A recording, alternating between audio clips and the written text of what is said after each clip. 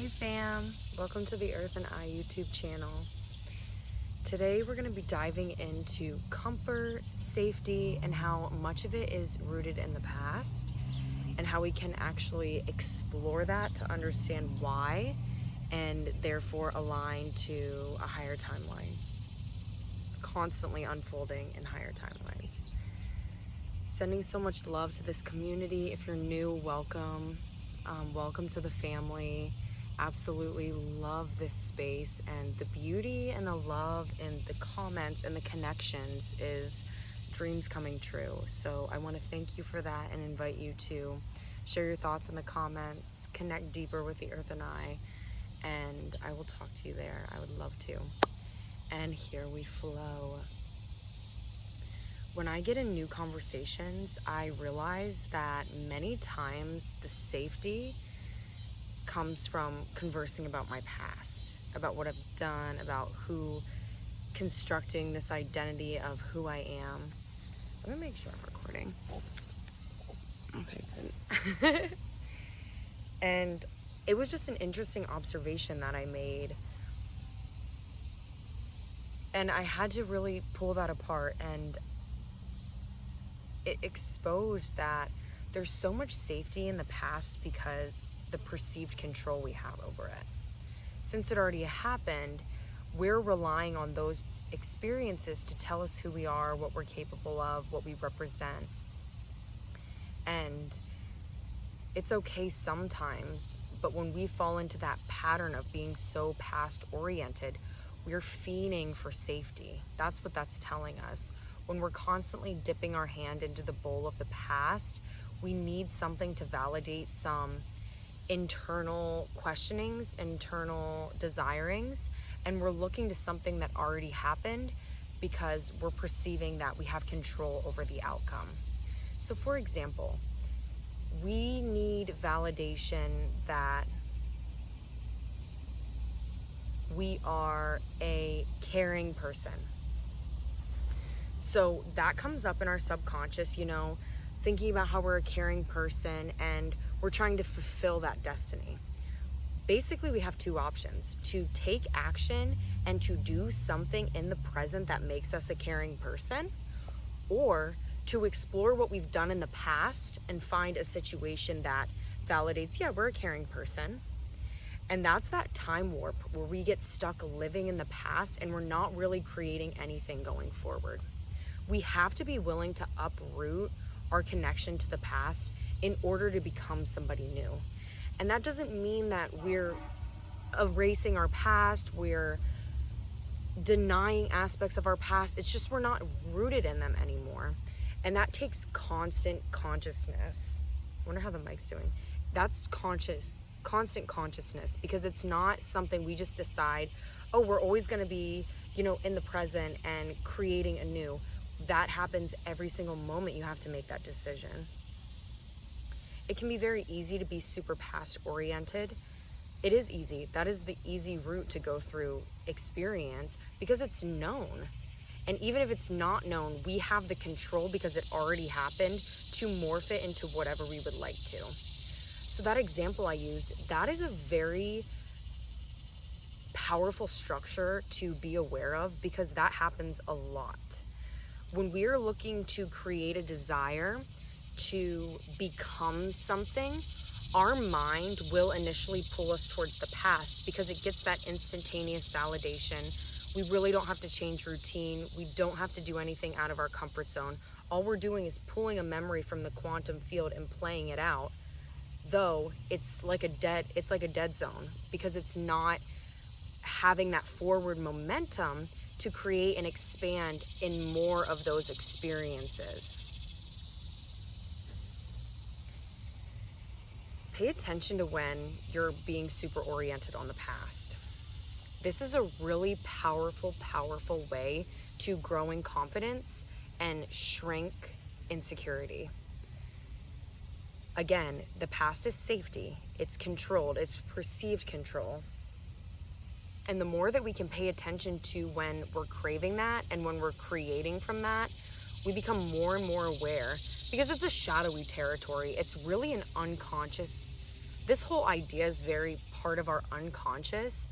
But the more that we can tap in and pick up on these things, the more we're being an active creator in our reality. So if there is a part of our subconscious that is constantly pulling information from the past in order to create in the present, it's kind of like we're pulling from, there's like a fishbowl of water, and we keep pulling water from that fishbowl, putting it into the pipes that are going into creation of new experience, and then the water's recycling back into the fishbowl. You take the water, you take a cup of water, put it in the pipe goes through, it creates a new experience, and then that same water comes back and fills that fishbowl. Or if we decide to create from anew, we're taking cupfuls from the ocean, putting it into the pipe of new experience, and that water never comes back. It continues on that pipe to new experience in a new direction, because we're not creating these parameters that require us to know what's going to happen, to control what's going to happen. It's that release and letting go.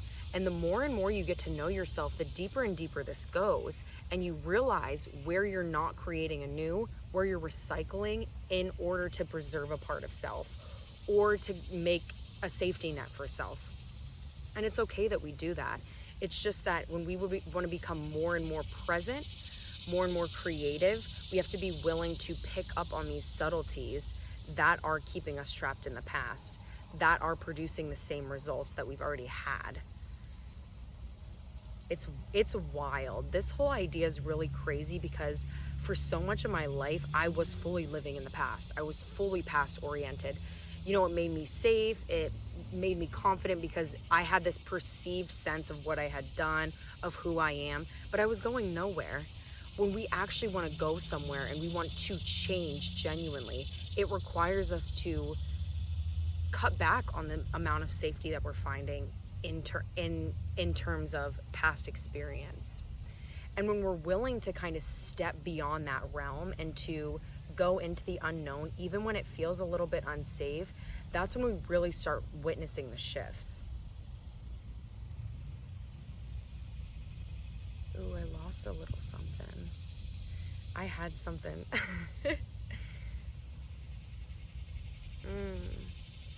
Kind of getting bit up.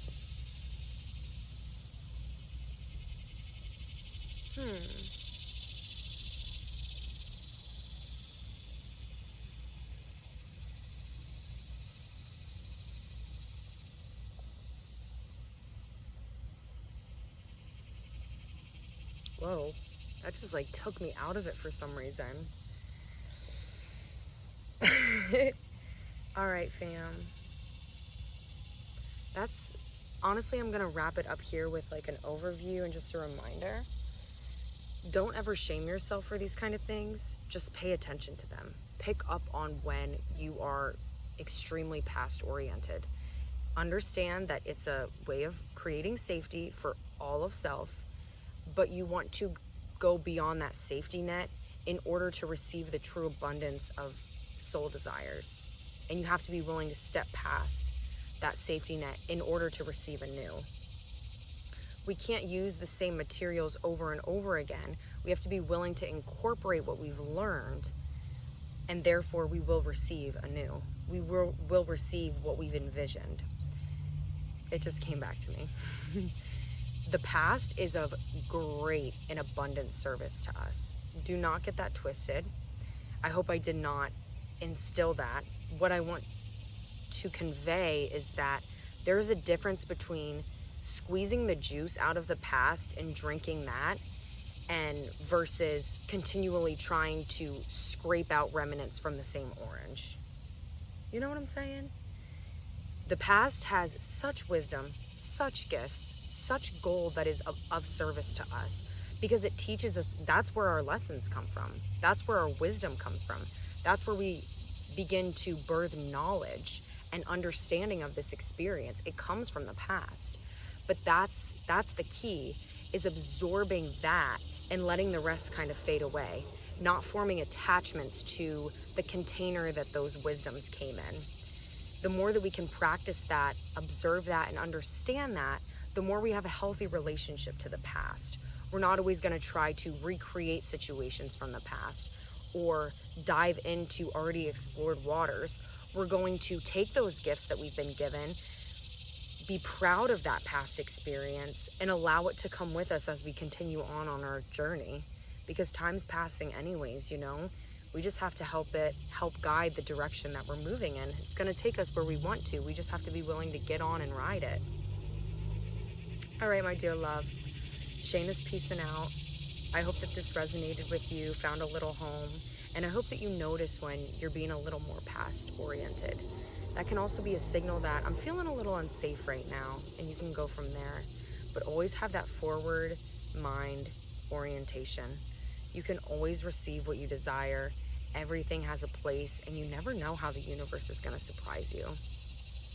All right, love, until next time, keep it shiny. Hiney. Keep it bright, keep it glowy. In your soul, you will know it. Bye, guys.